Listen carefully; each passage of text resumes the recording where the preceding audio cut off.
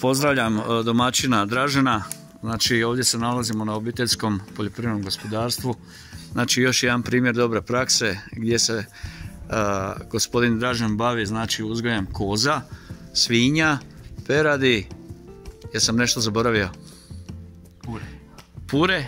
A osim toga znači bavi se proizvodnjom kozjih sireva i svih domaćih suhomesnatih proizvoda. Prerađevina isključivo sirovina od ove ulice do one avenije. Znači sve što je bez ikakvih tretiranja, bilo i KP-kemije, plavog kamena, bilo čega, sve što uspije čisto na prirodnoj bazi, što se samo svojim imunitetom, bilo to biljke, bilo to životinje, izbori da preživi, da rodi, da ponese. Samo od te sirovine što uhranim, uzgojim, od toga hranim sa sebe svoje domaćinstvo u principu samodostatnosti, preradu.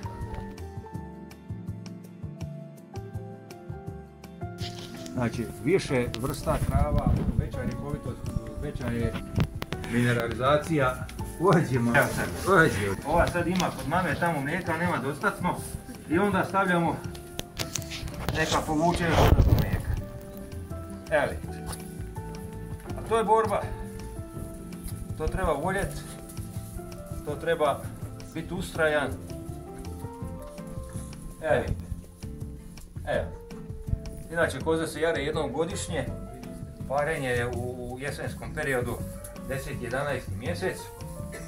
Koze nose 4 mjeseca i 5 mjeseci manje tjedan dana. Danas smo imali prilike vidjeti i održiv način uzgoja koza, gdje se gospodin Dražen bavi proizvodnjem sireva i proizvodnjem kozjeg mlijeka, kozje mlijeko je izuzetno zdravo, i način hranidbe, smještaja od pasminskog sastava, znači uzgoja podmlatka, i nakon toga znači imali ste prilike vidjeti kako se neke komponente u hranidbi proizvode i kako se zapravo te životinje hrane, i vidjeli smo kroz smještaj kako se znači relativno dobro, ne relativno, nego jako dobro podsjećaju.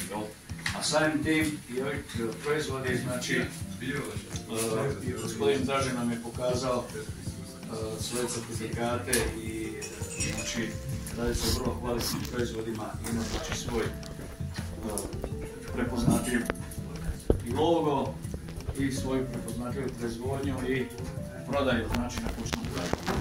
Evo ja ću podijeliti evaluacijske listiće. Znači, pa evo riješite odgovore na ta.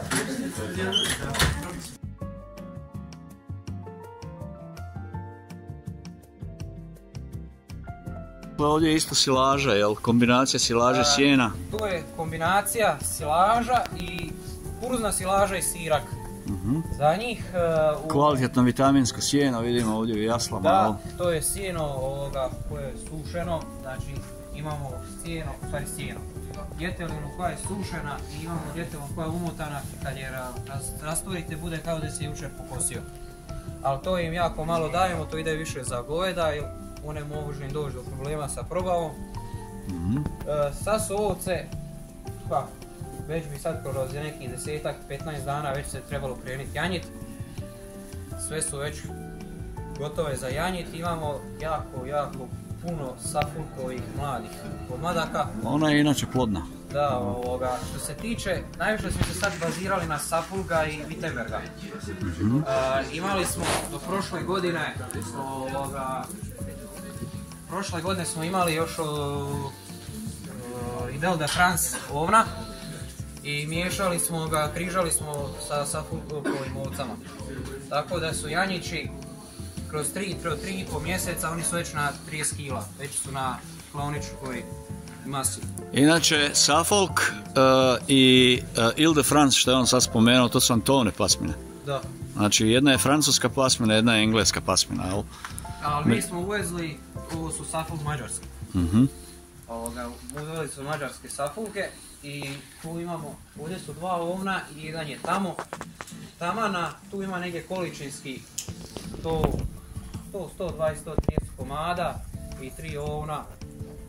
Odlično. Taman im je. Znači mlijeko ovće isto proizvodite, Sve jel? to samo za njih. Dobro, znači isključivo. Cijelina je, odnosno imali smo prilike vidjeti kroz sljedeće cijeline, održivi uzgoj malih preživača, prvenstveno znači ovaca. U ovom uzgoju imali smo prilike upoznati romorovsku ovcu, znači u kombinaciji sa cigajom i isto tako znači Ile de Francom, vidjeli smo ovna znači Ile de Franca koji se koristio za grižanje sa njemačkim merinom, odnosno Wittenbergom. Način hranidbe, smještaja i vidjeli smo kako se ovce hrane, kako se znači rješava priča oko održivog upravljanja znači sa stajskim gnojem i za što se sve zapravo koristi. Pa ćete kroz evaluacijske listiće znači imati prilike odgovoriti na neka od navedenih pitanja.